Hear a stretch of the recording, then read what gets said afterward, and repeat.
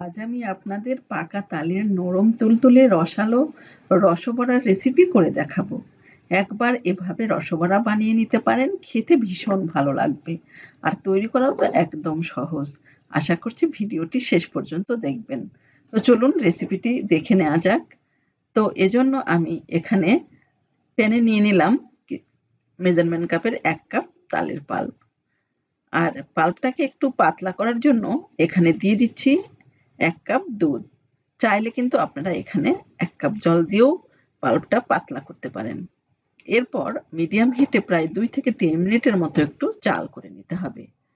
তো তালের পাল্পটা যখন ফুটে উঠবে তখন এখানে দিয়ে দিতে হবে কিছুটা সুজি। তো পাল্পটা কিন্তু ফুটে গেছে। ঠিক এই পর্যায়ে এখানে দিয়ে দিব সুজি। প্রথমে এখানে দিয়ে দিচ্ছি মেজারমেন্ট কাপের 1 কাপ সুজি। এরপর আমি এখানে আরো 1 কাপ দিলাম। সুজিটা দিয়ে খুব ভালো করে এভাবে অনবরত নাড়তে হবে। 2-3 মিনিটের মতো ঠিক এইভাবে নাড়তে হবে। সুজিগুলো যখন একবারে ঘন আঠালো হয়ে আসবে তখন গ্যাসটা বন্ধ করে দিতে হবে। ঠিক এইরকম পর্যায়ে গ্যাসটা বন্ধ করে দিতে হবে। সুজিটা কিন্তু রেডি, আমি গ্যাসটা বন্ধ করে দিয়েছি। এই পর্যায়ে সুজিগুলো উঠিয়ে নিতে হবে। আর আমি এখানে একটা ছড়ানো প্লেটে সুজিগুলো নিয়ে নিচ্ছি। এরপর এভাবে সুজিগুলো ঠান্ডা করে নিতে হবে। চাইলে কিন্তু ফ্যানের নিচেও ঠান্ডা করে নিতে পারেন। আর এখানে দিয়ে দিলাম 2 টেবিল চামচের মতো ময়দা আর দিয়ে দিলাম হাফ চা চামচের মতো একটু বেকিং সোডা। খুব ভালো করে মিশিয়ে নিতে হবে সবগুলো। হাত দিয়ে একটু সময় নিয়ে খুব ভালো করে মিশিয়ে নিতে হবে যাতে ভিতরে কোনো রকম শক্ত দানা না থাকে। খুব ভালো করে মিশিয়ে নিলাম। আমার মিশ্রণটা কিন্তু একদম রেডি। এখন আমি পিঠেগুলো তৈরি করে নেব। এজন্য হাতের তালুতে একটুখানি তেল মেখে নিলাম। এরপর এখান থেকে কিছুটা মিশ্রণ এইভাবে নিতে হবে এবং হাত দিয়ে খুব ভালো করে প্রেস করে নিতে হবে আর ঠিক এরকম গোল গোল করে শেপ করে নিতে হবে। তো সমস্ত পিঠেগুলো আমি একই শেপে করে নিলাম। আপনারা চাইলে কিন্তু যেকোনো শেপেই তৈরি করতে পারেন। সবগুলো পিঠা আমি ঠিক এভাবে করে নিলাম। পিঠাগুলো আমার রেডি দেখুন। আর এখানে আমি প্যানে দিয়ে দিলাম কিছুটা তেল। তেলটা গরম হয়ে গেছে। এই পর্যায়ে পিঠাগুলো দিয়ে দিতে হবে।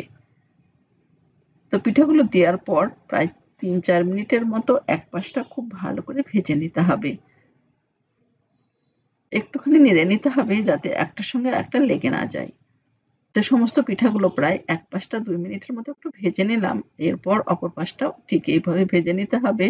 সমস্ত পিঠাগুলো এপাশ ওপাশ করে প্রায় 4 থেকে 5 মিনিটের মতো মিডিয়াম হিটে এপাশ ওপাশ করে ভেজে নেওয়ার পর ঠিক যখন এরকম ব্রাউন হয়ে আসবে তখন পিঠেগুলো উঠিয়ে নিতে হবে। আর এই পর্যায়ে গ্যাসের ফ্লেমটা কিন্তু অবশ্যই মিডিয়াম টু লো হিটে রাখতে হবে। হাই হিটে রাখলে কিন্তু পিঠাগুলো উপরে পুড়ে যাবে।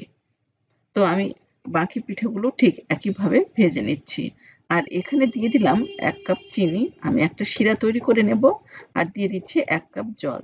তো 1 কাপ চিনির জন্য অবশ্যই কিন্তু 1 কাপ জল দিতে হবে। যে চিনিটা গলে যাওয়া পর্যন্ত মিডিয়াম হিটে 2-3 মিনিটের মতো একটু ফুটিয়ে নিতে হবে।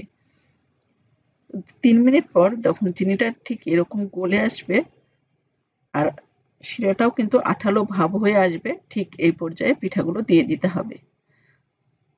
তো সমস্ত পিঠাগুলো এখানে দিয়ে দিলাম আর গ্যাসের ফ্লেমটা একেবারে লোতে রেখেছি। মিডিয়াম হিটে প্রায় মিনিট 2 এর মতো ঠিক পিঠাগুলো এপাশ ওপাশ করে ভালো করে রসের মধ্যে ডুবিয়ে নিতে হবে। এরপর ঢাকা দিয়ে রেখে দিতে হবে প্রায় 4 থেকে 5 মিনিটের মতো। চাইলে কিন্তু 10 থেকে 15 মিনিটও রেখে দিতে পারেন, এতে করে খুব ভালো করে রসটা ঢুকে যাবে। তো 10 মিনিট পর আমি ঢাকাটা উঠিয়ে নিলাম। দেখুন রসটা খুব ভালো করে ভিতরে ঢুকে গেছে পিঠার। আর এতটা লোভনীয় হয়েছে, আপনারা তৈরি করবেন অবশ্যই। এটা খেতে কিন্তু ভীষণ ভালো লাগবে। তৈরি না করলে বুঝতেই পারবেন না এর টেস্ট কতটা। দেখুন এটা কতটা লোভনীয় হয়েছে আর ভিতরের রসটাও অনেক সুন্দর ঢুকে গেছে।